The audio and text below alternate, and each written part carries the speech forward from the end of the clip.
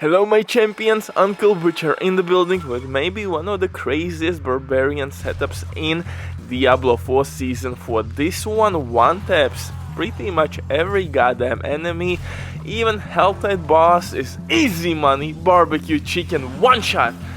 And I'm using Flay with Rupture. Ridiculous bleed damage. Most insane part about this build that my setup is not even tempered. I have like 8-9 items without any levels on those gear pieces, and it speedruns level 100 pits.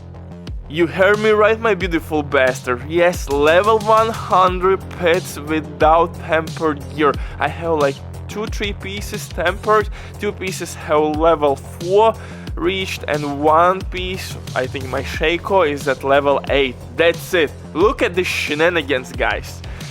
Easy farming, speed running through pit level 100 without breaking a sweat with low level gear. But before we continue, quick from the sponsor DVING.net. If you don't have enough time or good teammates but you still want to have all the best items in your game, then DVING.net is set for you. They have absolutely amazing team on consoles. They will complete your order super quick.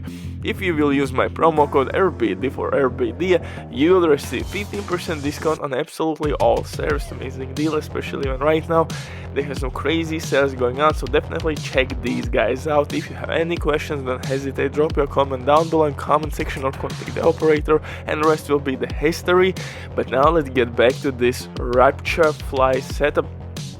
And don't get me wrong, this setup is badass, but sometimes it acts really weird. What I mean by that, it heals your enemies. Sometimes when you will apply bleed effect, you will see that red bar on the enemies, like dark red bar, and it will instantly become like fully color red, like no bleed damage whatsoever is happening. You will gonna reset bleed damage somehow, and that one interaction sometimes can be annoying, especially if you're trying to one-shot somebody because you are almost there. So to avoid this issue, you have to properly use your Rupture skill. You have to see when the enemy is pretty much bleeding all the way, use your Rupture and he will be dead, man. Easy money. So yeah, you have to understand how this build works, but even with my gear, shitty gear, I'm broke, man. My RNG is terrible, I bricked shit ton of good items, I don't have any gold, and still slapping some booty cheeks. So my Shaco at level 8, chest piece, 0 levels at tempering, 0 gloves, the same story, 0 boost on my gloves. But guys, aspects are correct ones. You want as much as possible vulnerable damage on your gear and crit damage. Crit damage can be rolled on your gear pieces.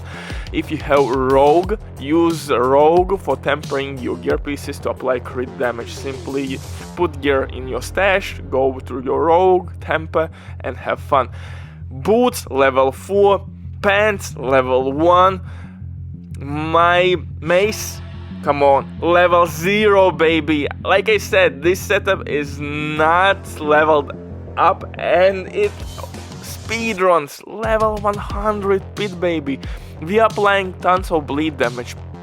We are unstoppable thanks to our iron skin. We're running through the enemies. Since we're using bolt elixir, if one enemy will die, that bolt elixir shards or projectiles will apply bleed effect on nearby enemies as well. So you're gonna chain react multiple kills non-stop. You will wipe whole screens with bolt, and this combo, again, only one weapon is at level 8. My second two-hander is not optimized, although they're also gorgeous. Crit damage and fly duration, guys. You want fly duration and crit damage pretty much everywhere you can get. And next thing, stun duration. Your cleaves should stun enemies as well. Stun duration and cleave stunning enemies is really important for crowd control purposes. Next thing, you want on 2 pieces berserking damage, or on 1 two-hander berserk damage, and the rest of the gear should be rolled with crit damage and fly duration, and on the weapons itself it's really important to have vulnerable damage. On your rings, the same story, you want attack speed, crit chance, vulnerable damage, or crit damage. I would prefer vulnerable damage because you can temper crit damage on your rings and amulet as well. On your amulet though, you want presence, imposing presence to boost your health. Then try to cap out your resistances. You need 70%. Pretty much if you will use 3 different stones, and if you will have 2 rolls on maybe boots and pants, you will be just fine. I usually am excluding resistance against ice. It's really not bothering me at all. So most definitely you need resistance against fire, lightning or electricity, and shadow damage, and some occasions poison damage. Yes, imposing presence as well is really important. My Paragon board is really optimized. I will try to squeeze as much health as I can from this setup, and I will leave a link down below in description with full build and guide.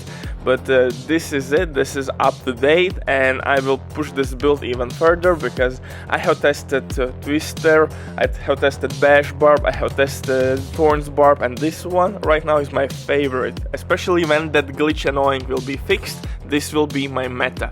Bye!